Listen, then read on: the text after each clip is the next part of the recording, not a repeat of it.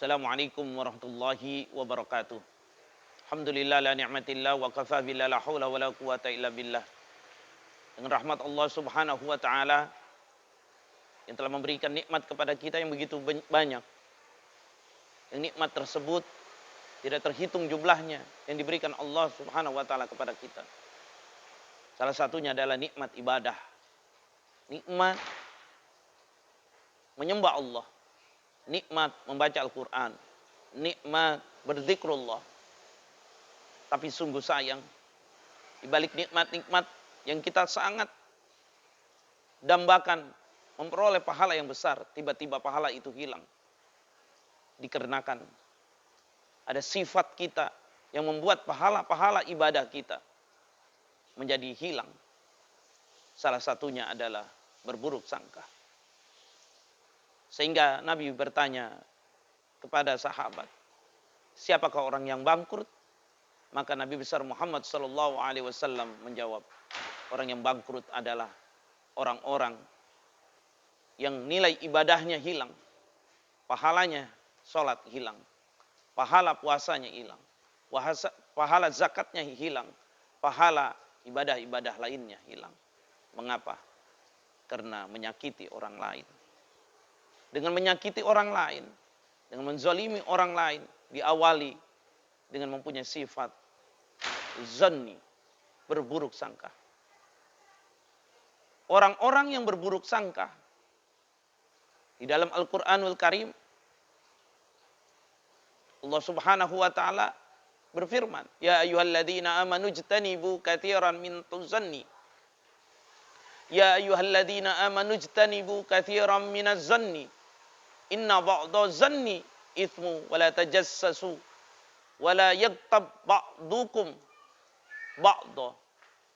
Ayuhibbu ahadukum ay ya'kula lahma akhihi maitan fakarihtumuhu wattaqullaha innallaha tawwabur rahim. Allah Subhanahu wa taala berkata dalam firman-Nya surat Al-Hujurat, wahai orang-orang beriman, jauhilah kebanyakan dari prasangka. Sungguhnya sebagian prasangka itu adalah dosa. Dan janganlah kamu mencari-cari kesalahan orang lain. Dan janganlah sebagian kamu memperguncing sebagian yang lain.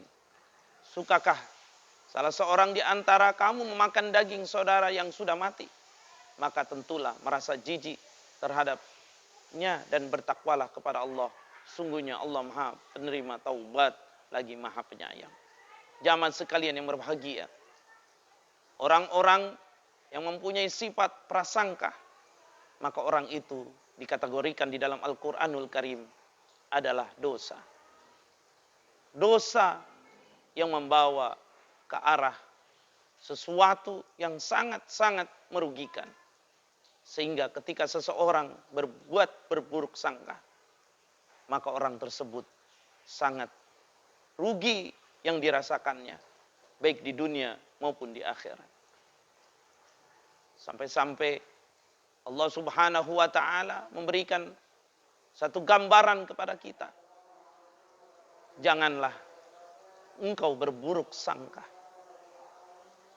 Bahkan Nabi besar Muhammad sallallahu alaihi wasallam bersabda, an Abi Hurairah anna Rasulullah sallallahu alaihi wasallam qala atadruna mal ghibatu?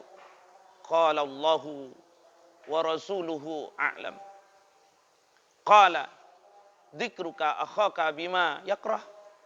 Qila afara'aita in kana fihi akhi ma aqul.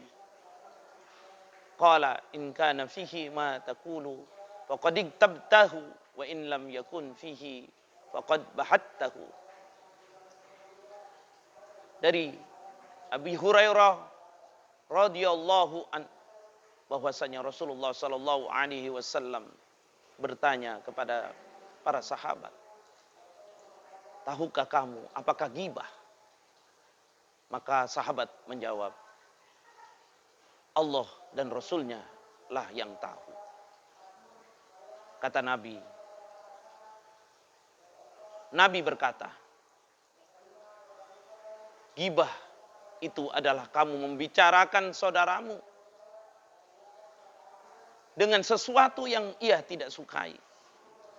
Sehingga sahabat bertanya, ya Rasulullah, bagaimana sesungguhnya menurut engkau kalau orang yang saya bicarakan itu sesuai dengan ucapan saya? Maka Rasulullah sallallahu alaihi wasallam menjawab, in kana fihi ma taqulu faqad iktabtahu wa in lam yakun fihi faqad bahattahu. Rasul menjawab, apabila benar apa yang engkau ucapkan tentang dirinya, maka berarti engkau telah menggibahnya.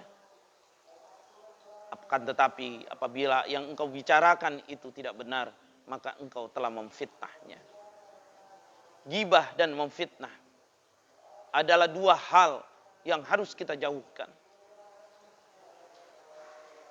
Bahkan Nabi besar Muhammad sallallahu alaihi wasallam berkata bahwasanya dosa menggibah lebih berat dari dosa berzina. Sehingga bersahabat bertanya, ya Rasulullah, bukankah berzina itu maksiat? Lebih berat. Maka Rasul menjawab, ya, dosa berzina berat. Tapi begitu orang itu bertaubat kepada Allah, maka akan diampuni dosanya. Tapi orang yang menggibah, selagi orang tersebut tidak memaafkannya, maka Allah belum juga akan mengampuninya. Na'udzubillah, summa na'udzubillah min dzalik. Orang yang menggibah adalah akan merugikan diri sendiri. Janganlah kita menceritakan hal-hal yang jelek pada diri orang. Janganlah kita berprasangka di dalam hati kita kepada orang lain. Wabil khusus keluarga kita, saudara kita, suami kita, istri kita. Karena syaitanir rajim sangat lihai untuk mempermainkan pikiran kita dan hati kita. Sehingga kita berburuk sangka kepada saudara kita. Jamaah sekalian yang berbahagia. Dengan adanya tema tentang menggibah ini, mudah-mudahan kita termasuk orang-orang yang menjauhkan gibah. Menjauhkan prasangka buruk. Karena prasangka buruk tersebut, kalau kita tidak usir, akan terus bercokol di dalam hati kita. Dan lama-kelamaan akan mendarah daging dalam hidup kita. Dan pada akhirnya, kita akan menjadi manusia yang bersifat gibah. Bersifat prasangka buruk. Dan tidak akan hilang kecuali Allah subhanahu wa ta'ala akan mengazab kita. Baik di dunia maupun di akhirat. Tutuplah aib orang lain. Karena dengan menutup aib orang lain, aib kita akan ditutup di hari kiamat. Pikirkanlah pikiran diri kita sendiri. Apakah kita sudah baik? Apakah kita sudah bagus? Apakah kita sudah banyak dosa? Apakah kita sudah diampuni? Apakah kita mungkin banyak dosa? Kita pikirkan diri kita. Jangan terlalu membuka-buka, menjelek-jelekan, melakukan hal yang buruk terhadap prasangka, terhadap orang lain. Karena itu akan merugikan diri kita sendiri. Di akhirat, ibadah kita akan diambil oleh orang tersebut. Dosanya melebihi dosa berzina. Di dunia, kita akan dibenci. Hidup kita tidak akan tenang. Orang yang mempunyai sifat prasangka, hidupnya tidak akan tenang. Tidak akan tenang. Kalau ada seorang istri berprasangka buruk kepada suaminya, selama-lamanya sang istri tidak akan tenang. Yang timbul terus adalah perkelahian, argumen, alasan, ini, itu, dan lain sebagainya. Seorang suami berburuk sangka kepada istrinya, sama. Hidupnya tidak akan tenang. Apalagi berburuk sangka kepada orang lain. Na'udzubillah, summa na'udzubillah min dzalik. Tanamkan di dalam diri kita prasangka yang baik kepada orang lain. Insya Allah hati kita akan tenang. Jiwa kita akan tenang. Raga kita tidak akan terkena dosa. Dan insya Allah kita akan menjadi hamba Allah subhanahu wa ta'ala yang dipelihara oleh Allah subhanahu wa ta'ala.